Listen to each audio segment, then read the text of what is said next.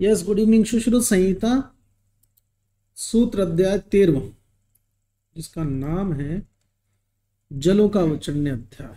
देखिए क्या लिखता है। फर्स्ट कोटेशन या थर्ड कोटेशन कह दो वैसे। लिखता है नृप अड्ड बालक स्थाविर भीरू दुर्बल नारी। अल्टीमेटली कौन? सुकुमार, क्योंकि ये सब क्या है? सुकुमार। ये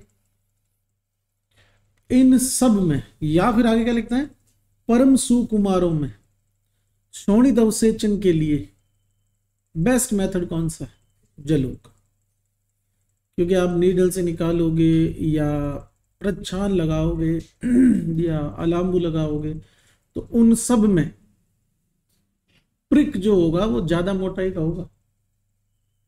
जलों का वाला बहुत फाइन होगा और लेस पेनफुल होगा, क्योंकि जो कट लगेगा वो बेसिकली सबक्यूटेनियस ही होगा, ज्यादा डीप नहीं होगा। तो परम सुकुमारों में रक्त मोक्षण के योग्य मेथड कौन सा है? जलों का। नेक्स्ट लिखता है वात पित्त कफ दुष्ट रक्त में क्रमशः श्रृंग जलों का अलाम्ब।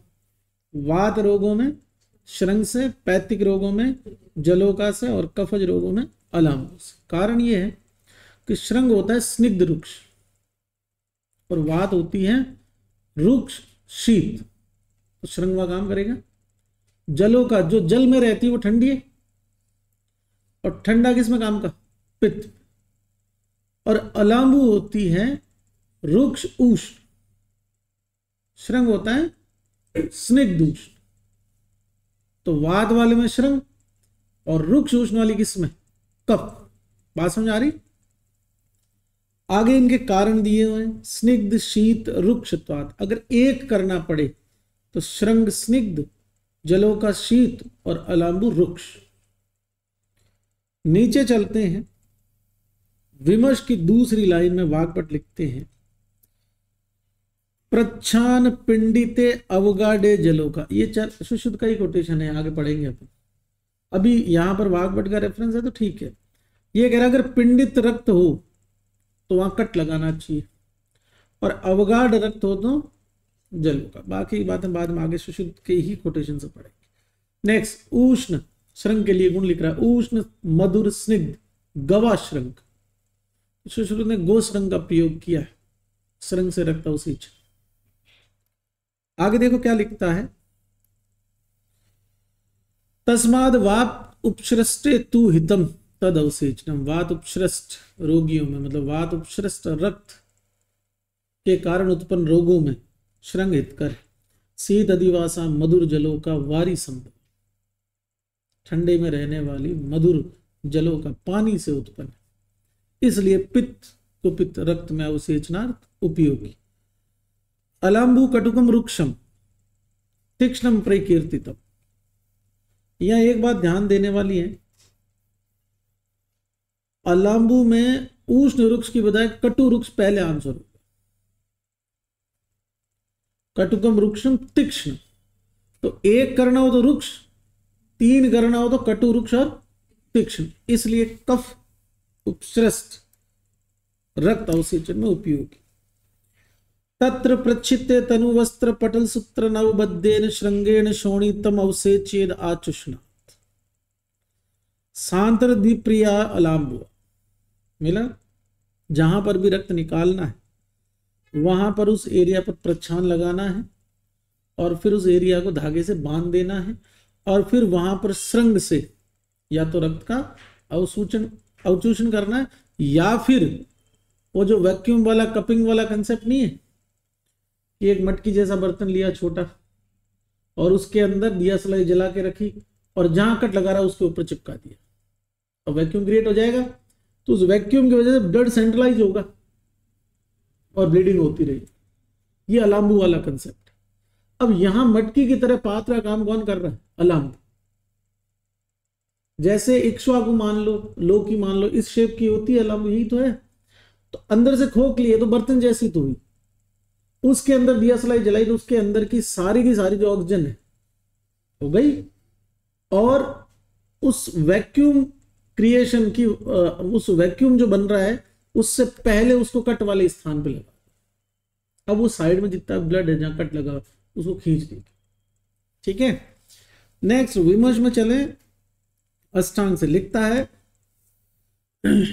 चूषणे अष्टादश अंगुलम, श्रृंग के लिए अग्र सिद्धार्थक छिद्रम चुच्चुक आकृति, निप्पल शेप का होना चाहिए आगे से, सरसों जैसा छिद्र होना चाहिए और चूषण के लिए 18 अंगुल का श्रृंग होना चाहिए। इससे ज्यादा की डिटेल जब वाग्भट पढ़ेंगे वहीं पढ़ेंगे, क्योंकि हृदय संग्रह में भी फर्क है श्रृंग में। अभी के लिए 18 अंगुल वाला ध्यान दे दो। वैसे याद करना चाहो तो 18/12 का कर लेना। आपको लंबाई इंटू चौड़ाई भी करनी है, या उसकी राउंड की जो विड्थ है वो करनी है। 18 अंगुल लंबाई और 12 अंगुल परिणाम हो गया उसका। श्लोक खत्म हो रहा लिखता है तो अष्टादश अंगुलम, फिर आगे जाके और कहीं 12 बोल देता है, तो उस सब को छोड़ना। नेक्स्ट देख 9वां कोटेशन, क्या बोला? अच्छा हाँ ठीक ठीक ठीक, हाँ ठीक है। अभी के लिए श्रृंग वाली याद कर लो। श्रृंग की लंबाई कितनी? 3 तो ध्यान ठीक है। अब मतलब इसके कहने का सेंस ये है कि अगर ये श्रृंग है ये, तो इसकी ऐसे लंबाई तो कितनी होगी? 18। और इसका जो परिणाम है मोटाई है वो कितनी होगी? 3। तो इसकी ये जो शेप है ये वाली, ये 3 अंगुल, और आगे से ये निप्पल शेप का, और यहां कैसा होगा? सरसब आकार का छेद हो। ठीक है। और अगर अलाम्बू के लिए याद करना चाहो तो क्या याद करोगे? अलाम्बू की तो मोटाई ज्यादा होती है ना सींग से, तो अलाम्बू हो जाएगा कितना? 18 × 12।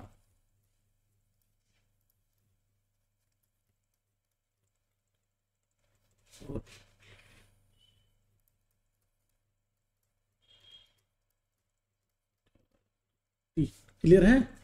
आगे बढ़ते हैं। जल अस्य आयुर इति जलायुग, निरुक्ति है जलायु का। तो पूछ ले कि किसने लिखा है? तो सुश्रुत अंकल का श्लोक है।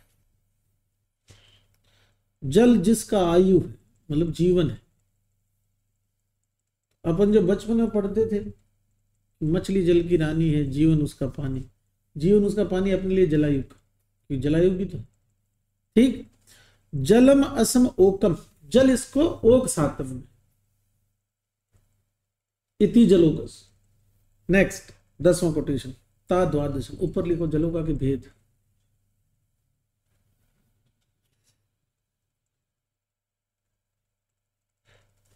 सॉरी, जलोका के भेद फर्स्ट आंसर 12। और अगर कोई ने 2 कर दिया तो पाप से डूब के मर जाएगा।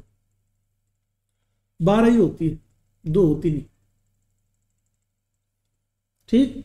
ता द्वादशम, तासाम स विषम सटम, 12 के ब्रेक में लिख दो 6 सविष और 6 निर्विष। ये जो उसमें ग्रुप में चैट चल रही है ना ऐप वाले में, लिंक के लिए उनको समझा देना, जो भी तुम में से क्लास ले रहा है, कोई भी 2 जने लिख देना कि बैचेज में जाके डेमो क्लासेस में जाएगा तो वहां पे लाइव का ऑप्शन मिल जाएगा। चलिए, कृष्णा, करबूरा, अलगर्दा, इंद्रायुधा, सामुद्रिका, गोचंदन, ये सभी सविष जलोकाएं। और सविष जलोकाएं कीचड़ में उत्पन्न होती है, जहां पर गंदगी होती है वहां उत्पन्न होती है। निर्विष जलोकाएं कीचड़ में उत्पन्न नहीं होती, कम गंदगी या बिना गंदगी वाले स्थान पर साफ पानी में मिलती।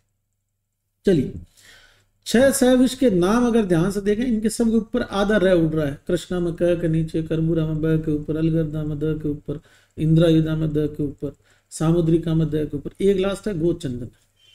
ये याद करना, और ये वैसे भी स्पेशल। अब मिलान करने में आ सकता है कि जलों का पहचानो। जैसे सबसे पहले है कृष्णा, कृष्ण मतलब काला, तो अंजन चूर्ण वर्ण की कौन सी होगी? कृष्ण। अंजन चूर्ण वर्ण इज इक्वल टू कृष्ण। वर्मित मत्स्य वद आयताम छिन्न उन्नत कुक्षी करबूरा, करबूरा को कछुआ समझो, छिन्न उन्नत कुक्षी, कछुए की पीठ और कुक्षी दोनों ऊपर उठी होती है और मुंह आगे से मछली जैसा होता है, तो वर्मित मत्स्य वद आयता छिन्न उन्नत कुक्षी कौन सी? करबूरा। जरूर से याद करना है, मिलान में आएगी। नेक्स्ट, तीसरे क्या नाम है? अलगर्दा। गधे का मुख काला होता है और साइड में उधर निकला हुआ होता है और बाल होते हैं शरीर पे। रोमसा महापार्श्वा कृष्णमुखी अलगर्दा। अलगर्दा को अलगदा याद कर लो। काला मुंह, रोमस और महापार्श्व। नेक्स्ट, इंद्रायुधा। राजीभीष चित्रिता इंद्रायुधा। इंद्रधनुष से याद कर लेना। इंद्रधनुष में अलग अलग तरह के कलर की लाइनें होती है, राजिकाएं। तो चित्र विचित्र प्रकार की राजिकाएं किसमें? इंद्रायुध। नेक्स्ट, विचित्र पुष्प समुद्र में खिलते हैं, ऐसा याद करना है। सामुद्रिका में क्या लिखा आ रहा है? विचित्र पुष्प आकृति चित्र। नेक्स्ट, अंतिम, गोचंदना। गोचंदना का नाम जो है वो गोचंदना इसलिए पड़ा है क्योंकि ये पीछे से बाइफरकेट होती है। मान लो ये जलोगा आगे से ऐसी है, ऐसी, लेकिन आगे पीछे जो इसकी पूंछ होती है उस जगह से ये ऐसी होती है। और इस शेप के बेस पे इसको बेल के वृषण कोषों से सिमिलर मानते हुए क्या लिखा है? गो वृषण वद अधोभागे। मिला? मतलब बेल के वृषणों की तरह हो, नीचे से द्विधा भूता आकृति। बाइफरकेट है। आगे लिखता है कि इन सैविश जलोकाओं के दंश, अब जलोका काटेगी तो जैसे ततैया काटता है, मधुमक्खी काटती, वैसा ही तो होगा। सैविश वाली क्या होगा? दंश स्थान पर स्वेलिंग होगी, बहुत ज्यादा पेन होगा, इचिंग होगी। और कोई सीवियरली एलर्जिक है इससे तो कोलैप्स हो सकता है। अगली लाइन, तत्र महागदम पान लेपनम नस्य कर्मादिषु उपयुज्यम। लिखो, सैविश जलोकाओं के काटने पर,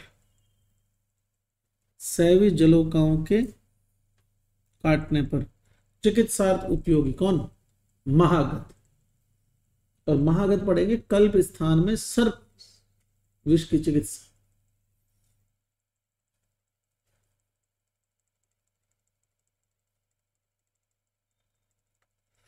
फिर लिखता है इंद्रायुधा का काटा हुआ असाध्य होता है। ऐसे याद करना कि इंद्र देवताओं का राजा था और उसको कोई जीत ही नहीं पाया था उससे। तो इंद्रयुधा वाले की कोई दवाई नहीं है, जिस पर इंद्र ने वार किया वो निपट गया। चलिए नेक्स्ट, सैविश के बाद निर्विश। कपिला, पिंगला, शंकुमुखी, मूसिका, पुंडरिक मुखी, सावरी, जिनमें ई की मात्रा आ रही है। ई से इमली या ई से ई की, कोई भी, वो सभी क्या होती है? निर्विश। अब कोई कहे कि ऊपर जो थी उसमें भी किसी में ई क्या रही, उसमें आधा रह आ रहा है, आधा रह आ रहा तो सैविश है ही, ई देखना ही नहीं। ई की मात्रा आ रही है, आधा रह नहीं उड़ रहा, इसका मतलब कौन सी? निर्विश। सबसे पहली कपिला। कपिल वर्ण बोलते हैं ईंट जैसे कलर, मतलब कि जैसे सूर्य उदय या सूर्यास्त के समय जो सूर्य कलर होता है उसका। और ऐसा कलर होता है हरताल का, मनेशिला का, इनका, जो आर्सेनिक के दोनों कंपाउंड है इनका। तो लिखता है मनेशिला रंजित, कौन सी? कपिला। तुम लोग चाहो तो सीधा याद कर सकते हो, कपिला बराबर मनेशिला। मिला? नेक्स्ट, पिंगला। ऐसे याद करना, आशुगा बराबर पिंगला, आशुगा बराबर पिंगा या पिंगला, मतलब जो तेज तेज भागे वो कौन सी? पिंगला। नेक्स्ट, शंकुमुखी। शंकुमुखी का मतलब है कि इसका जो मुख है या जो इसकी चोंच है वो आगे से बहुत ही ज्यादा क्या है? नैरो है, ऐसी है, और पीछे ये ऐसे जलों का है। तो अब अगर आगे से ऐसी चोंच होगी तो ये जल्दी जल्दी पिएगी। कलर इसका लिखता है यकृत वर्णा शीघ्र पायनी दीर्घ तीक्ष्ण मुखी। लंबा तीखा मुंह होता आगे से, ये लंबा तीखा मुंह, यकृत वर्ण की, ठीक। और ऐसा मुंह होगा तो शीघ्र पायनी। नाम क्या है इसका? शंकुमुखी। आगे से देखो कौन शेप का मुख है। नेक्स्ट मूषिका, ऐसे याद रख लो, चूहे में से बदबू आती है, अनिष्ट गंधा मूषिका।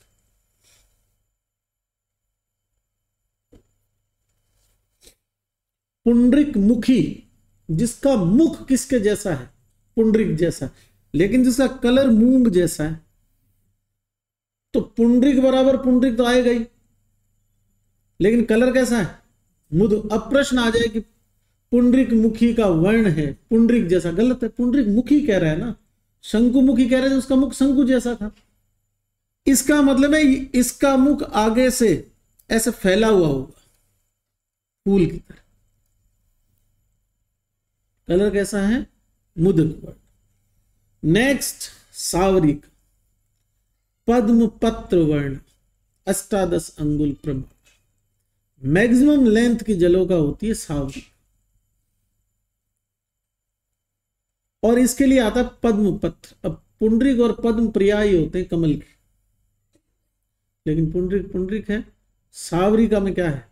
पद्म पत्र वर्ण, और 18 अंगुल प्रमाण की होती। और ये सावरिका जो है वो पशु में प्रयोग, क्योंकि इतनी लेंथ की जलोका अगर किसी को लगा देंगे तो 1 यूनिट पी जाएगी, पेशेंट कोलैप्स हो जाएगा ना।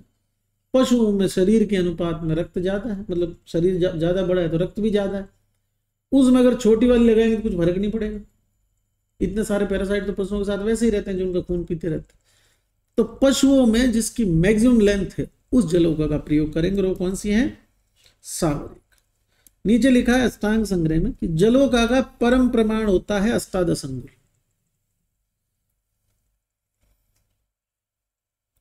फिर लिखता है कि मनुष्य में प्रयोग की जाने वाली जलोका 4, 5 या 6 अंगुल लंबी होनी चाहिए। मिला? आगे वाग्भट क्या बोलते हैं सुनिएगा जरूर से, इंपॉर्टेंट है। कहते हैं गजवाजी सु अपरा, और 4, 5, 6 अंगुल से ज्यादा लंबाई की जलोकाएं हाथी, घोड़े इत्यादि में काम आती है। मतलब 6 अंगुल के बाद 18 अंगुल तक सारी पशुओं के लिए। तासु सुकुमारस तनु तो अल्प सिरस का बृहद अदरकायश्च स्त्रियाम। लिखो वाग्भट ने जलोका के स्त्री और पुरुष भेद बताए।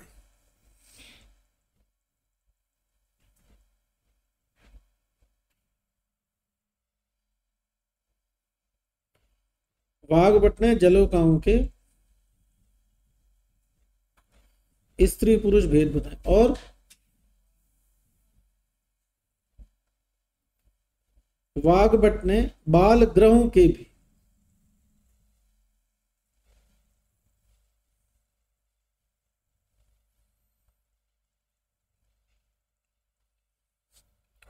वाग्भट ने बाल ग्रहों के भी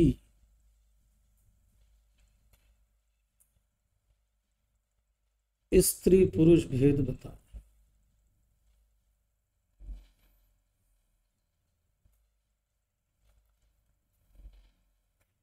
अब ये कह रहा है कि जो जलोका स्त्रीलिंग होगी ना उनका सिर छोटा होगा और बृहद अदरकाय। तो प्यूबिक रीजन ब्रॉड होना ये फीमेल को बताता है, सिर छोटा होना फीमेल को बताता है कि नहीं बताता, इसके बारे में नहीं कहा जा सकता। ठीक। सुकुमार होती है, स्किन जो होती है वो मेल के कंपेयर में थिन होती है, क्योंकि मेल के अंदर फैट और मसल ज्यादा। तो तुम तो ऐसे याद कर लेना कि बृहद अदरकाय, बाकी समझ गए, छोटा दिमाग है ना। पुमांसो अर्धचंद्र आकृति पुरोवृत्ताश्च। अब चंदा मामा ही होता, मामी थोड़ी होती है। चंद्र वाली बात हो पुरुष है। ठीक। और क्या लिखता है? बहुदोष में, क्रॉनिक डिजीज में, मतलब ज्यादा दोष है, ज्यादा पंगे होने पे घर के पुरुष लड़ते हैं, वरना औरतें तो हमेशा लड़ती रहती है आपस में, पड़ोसियों से, चाची ताई ये सब लड़ती रहती है ना। कभी देखा कि चाचा ताऊ आपस में लड़ रहे? नहीं लड़ते, उन्हें पता है इनका ये काम है। तो छोटी लड़ाइयां कौन लड़ती है? स्त्रियां, पुरुष युद्ध करते हैं। तो बहुदोष चिरोत्थित आवेश। मुझे तुम पक्का एंटी फेमिनिस्ट बताओगे और कुछ नहीं है, मैं याद करवाने के लिए बोल रहा हूं। मेरा इन किसी भी घटनाओं से मेरा वास्तविक औचित्य वैसा नहीं है जैसा मैं बोल रहा हूं, मैं सिर्फ आप लोगों को याद करवाने के लिए ऐसा कह रहा हूं। पब्लिक क्लास है यार। बहुदोषेषु चिरुत्थितेषु, कल नोटिस आ जाएगा। च आम्येषु पुमांसो योजित्वा स्त्रियो विपरीतेषु। और बड़ी लड़ाइयां हैं, बड़े दोष है, कोई बहुत लंबी पुरानी बीमारी चल रही है, मतलब कोई मुद्दा खत्म ही नहीं हो रहा है, आखिर में डंडे निकालते हैं घर के जो पुरुष होते हैं। तो ये इसके विपरीत किसका प्रयोग करना है? स्त्री। बस खून पीने के मामले में तो स्त्रियों को बहुत दोष में होना चाहिए। 13 यवन पांड्य सहा पोतना आदि क्षेत्राणी, ये जलोकाओं के स्थान जहां की जलोकाएं अच्छी होती। देश है ये। जैसे कि सस्ता इलेक्ट्रॉनिक सामान लेना है, कहां से आएगा? चाइना से आएगा। क्वालिटी का लेना है पर महंगा आएगा, कहां से आएगा? अमेरिका से। न सस्ता मिलेगा न क्वालिटी का मिलेगा, कहां से होगा? पाकिस्तान से। समझ? तो ये इनके देश है जहां पर ये जलोकाएं मिलती है। ये शीघ्र पाई होती है, निर्विष होती है और ज्यादा खून चूसने वाली। Next 14वां quotation. सैविज जलोकाएं जो है वो कैसे उत्पन्न होती है? जहां पर विषैले कीड़े, मेंढक, मछलियां मर जाए या उनका मलमूत्र, जहां पानी गंदा, वहां कौन उत्पन्न होती है? कलुषित जल में सैविज। और निर्विष कहां हो गई? जहां कमल खिल रहे हैं, पद्म उत्पल, नीलिन कुमुद, सौगंधिक, है ना, इन सब। और शैवाल के कोत से, अब शैवाल एल्गी है तो उसमें तो कोई पॉइजन है ही नहीं, शैवाल के सड़ने से भी क्या बनती है? निर्विष जलोका। 16वां कोटेशन। आपको अगर जलोका को तालाब से पकड़ना है तो इन हाथ में गीला कपड़ा लेके पकड़ना। आप कुछ मत कीजिए, जो हाथ में पहने मोजे आते हैं उससे पकड़ो, तो पानी में जाते गीला भी हो जाएगा और जलोका पकड़ में आ जाएगी। तो आर्द्र चर्म से ग्रहण करना है। नेक्स्ट 17वां कोटेशन। ले आए उसको वहां से पकड़ के नए घड़े के अंदर, तालाब का जल और कीचड़ मिला के रख दो। नवे महती घटे सरस ताड़ाग उदक पंकम आप्यम नीद। पंक मतलब कीचड़। बक्ष्यार्थे, खाने के लिए क्या दोगे उसको? शैवाल, वल्लूर, ओदक। वल्लूर कौन? शुष्क मांस, कंद चूर्ण इत्यादि। जैसे आलू का चूर्ण दे दिया, शकरकंद का चूर्ण दे दिया, कि खूब सारा क्या स्टार्च, कार्बोहाइड्रेट है। सोने के लिए तिनके डाल दिए। शय्यार्थम तृण मोदकानी च पत्रानी, पत्ते डाल दिए। द्वयात त्रयात च अम्बसो अन्न जलम भक्षणम दद्यातम। लिखो ऊपर, जलोकाओं को जिस घड़े में रखते हैं उस घड़े का पानी हर 2-3 दिन में चेंज कर देना चाहिए। किताबों में गलत है 3-3 दिन, 2-3 दिन है। द्वयात त्रयात।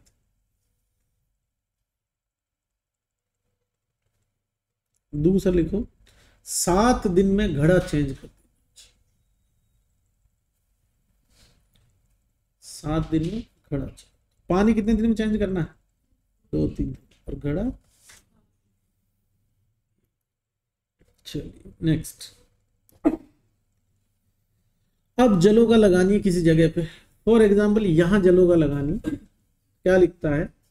विरुक्षम चस्य तम अवकाशम मृत गोम्य चूर्ण आदेश। यहां पर मिट्टी, सूखा हुआ गोबर वो घिसना है, ठीक, ताकि उसके लिए प्रिक करना आसान हो जाए और वहां क्लेद नहीं होगा, वो जगह साफ हो जाएगी। फिर क्या करना है? उसको पकड़ के और उसके शरीर पे क्या लगा देनी है? सरसों और हल्दी। सरसप रजनी कल्क, अभी दोनों बर्निंग करेगी। अब जो जलोका इतने दिन से पानी में पड़ी है, ठंडा है पानी, वो तो भयंकर अभिषंध में है, उसने चलना फिरना छोड़ दिया। जैसे ही सरसप और हल्दी की कल्क लगेगी, उसको जलन होगी तो भागेगी, भागेगी तो भूखी होगी। और जब वो आगे लिखता है सलिल सरक मध्य मुहूर्त स्थिता विगत कलमा ज्ञात हूं, एक मुहूर्त तक उसको भागने दो। विगत कलमा का मतलब जब वो थक हार के पड़ जाए तब उसको उठाना है उस बर्तन में से। और क्या करना है, सलक्षण शुक्ल आद्र पिच्चू आच्छन्नाम कृत्वा मुखम व्र अणुया। अब उसके शरीर के ऊपर कॉटन लगा देना भीगा हुआ। अग हंते शीर बिंदु, अब यहां पर सूखी मिट्टी और गोबर साफ किया था, जलोगा का एक हाथ में पकड़ रखा, उसके ऊपर कॉटन लपेट रखी भीगी हुई, और इस जगह पर जहां आपको लगाना है वहां पर आपने दूध की एक बूंद डाली और जलोगा की जो संदंश है उसको उसके जगह पर ले जाके आपने लगा दिया। आपने देखा कि ये तो दूध डाला हुआ है फिर भी यहाँ पर बाइट नहीं कर रही है, फिर क्या करें, शीर बिंदु के बाद लिखा शोणित बिंदु, ब्लड की ड्रॉप डाल दो। चलिए उससे भी ये सकिंग स्टार्ट नहीं कर रही है या प्रिक नहीं कर रही। दद्यात शस्त्र पदानी, कट लगा दो, फिर उसको चिपका दो। अब भी अगर जलोगा नहीं लगे तो फिर दूसरी जलोगा ले। क्या लिखता है आगे 20वें कोटेशन में, यदा च निवशिते अश्वखुरवद आननम क्रतो उन्नम च स्कंदम तदा च जानियाद ग्रहणाति। ध्यान से देखिए, मान लीजिए ये जलोका है, इस जगह पे लग रही है, तो जैसे इसने आप प्रिक किया फिर ये सक करने के लिए पूरी बॉडी की मसल्स का जोर लगाएगी, तो सारी मसल्स इधर इसके मुंह की तरफ इकट्ठी हो जाएगी, तो इसकी शेप हो जाएगी घोड़े के खुर जैसी। तो घोड़े के खुर जैसी अगर आपको दिख रही, इसका मतलब वो सकिंग कर रही है। नेक्स्ट, उस समय इसके ऊपर आर्द्र वस्त्र अवच्छन्नम, मतलब कॉटन को प्रॉपर भिगो के रखना चाहिए। 21वां कोटेशन, दंसे तोद कंडु प्रादुर्भावेर जानियाद शुद्धम नियम आदतम। अगर जब तक जलोगा खून पिएगी और अशुद्ध खून पीती रहेगी तब तक कोई इचिंग नहीं होगी, कोई पेन नहीं होगा। जैसे ही पेशेंट बोलेगी इचिंग होना स्टार्ट हो गई है, पेन हो रहा है जहां पे चूस रही, अब आप इसको समझो थोड़ा। ये ऐसा कहना चाह रहा है कि अगर पेन ज्यादा हो रहा है इसका मतलब उसने दंश ज्यादा डीप डाल दिया। दंश डीप कब डालेगी, जब ऊपर का ब्लड पूरा वो सक कर चुकी, और इतना ही सक करवाना। तो पेन हो रहा है इसका मतलब पेरिफेरल एरिया का जो जहां पर आपने बाइट करवाया है वहां का खून वो चूस चुकी। तो ये बोल रहा है कि तोद कंडु प्रादुर्भाव हो, तो समझे कि शुद्ध का शोषण कर रही है। अथ शोणित गंधेर न मुखे मुच्चेत मुख से। लिखो, क्वेश्चन लिखो, जलों का दंश स्थान को क्यों नहीं छोड़ती, जलों का दंश स्थान को क्यों नहीं छोड़ती। आंसर लिखो, सुश्रुत बराबर शोणित गंध, सुश्रुत बराबर शोणित गंध, वाग्भट बराबर शोणित लोल्य, वाग्भट बराबर लोल्य। लालच आ गया उसको और खून पीने, है ना। विमर्श के अंदर भी यही सब लिखा हुआ है। लोल्यात दंसम उपमुच्चाम शोद्र लवण चूर्ण। अब वो छोड़ नहीं रहे, उसको छुड़वाना है। खींचेंगे तो टिश्यू आ जाएगा साथ में जहां उसने काट रखा, छोड़ेगी तो प्रॉपर जैसे इंसर्ट किया था उसने दंश को वैसे बाहर निकाल लेगी। दूसरा प्रश्न लिखो, जलोका से दंश छुड़वाने के लिए सुश्रुत बराबर ओनली सैंधव।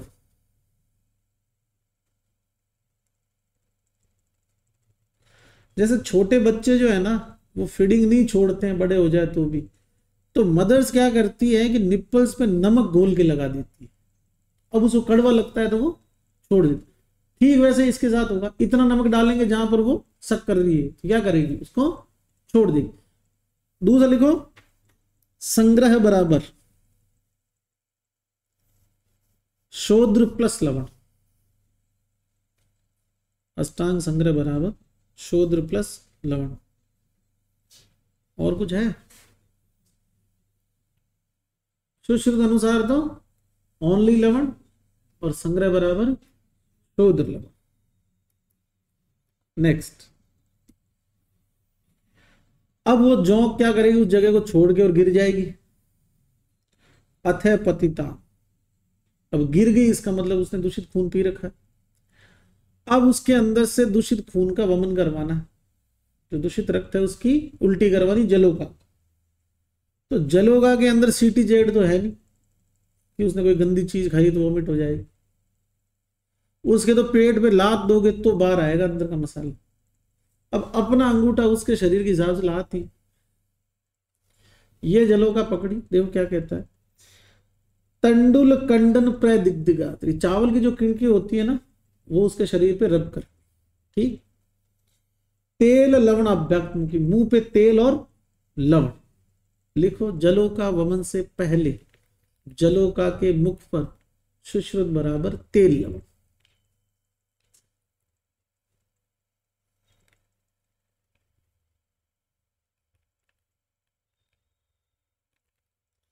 लिखा वाम हस्त अंगुष्ठ अंगुलिभ्याम ग्रहित पूछो, ये जलोका है, ये इसका मुख है।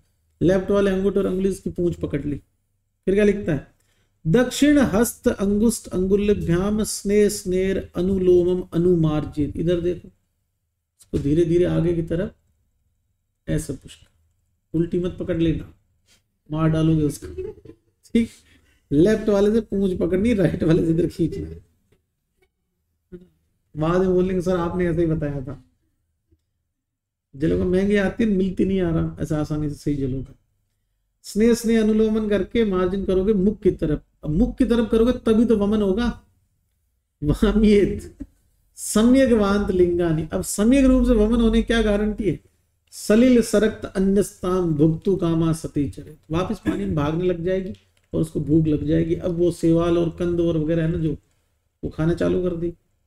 या सीधती न चेस्ते साधुर्वात, और तुमने प्रेस किया वमन के लिए, पानी में डाला वो तली में पड़ी है, हिली नहीं रही, जैसे नमकीन डाली हो, समझ रहे हो। इसका मतलब वो क्या है, दुर्वांत। सा पुनः सम्यक वाम्येत, उसका फिर से वमन करवाओ, क्योंकि दुर्वांत जलोका को एक असाध्य व्याधि होती है जिसे इंद्र मद कहते हैं। लिखो, दुर्वांत जलोका की असाध्य व्याधि सुश्रुत बराबर इंद्रमद और वाग्भट बराबर रक्त मत। इसने अपनी मर्जी से ब्रेक में रक्त मत लिख दिया, समझ रहे हो। इसके लिए मैसेज आते हैं, ये तो मूल श्लोक में लिखा है, मूल में होता तो ब्रेक में थोड़ी लिखते। इंद्रमद सुश्रुत का है, वाग्भट क्या है, रक्त मत।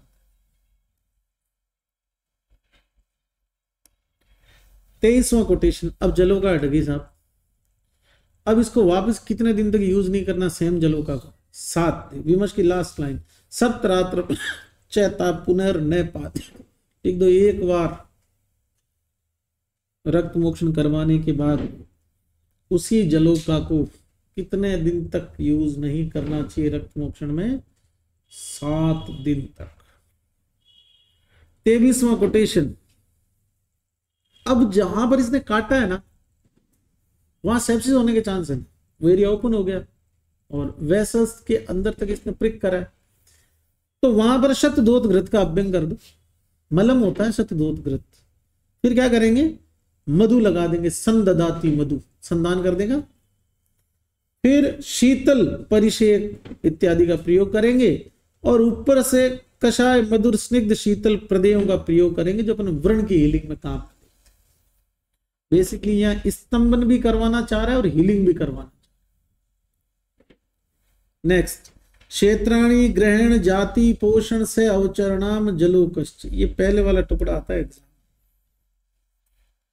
क्षेत्र ग्रहण जाति पोषण अवचरण से समझ में आ जाएगा जलोका की बात।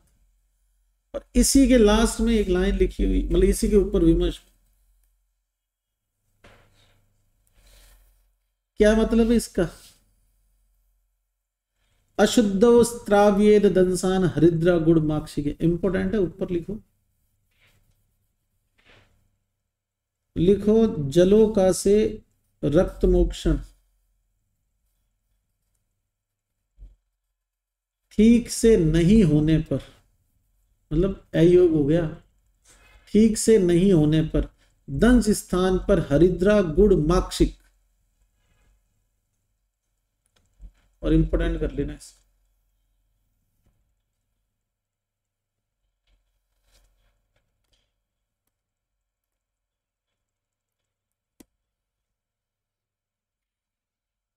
बराबर वाग्भट, हरिद्रा गुड़ माक्षिक का प्रयोग करना चाहिए।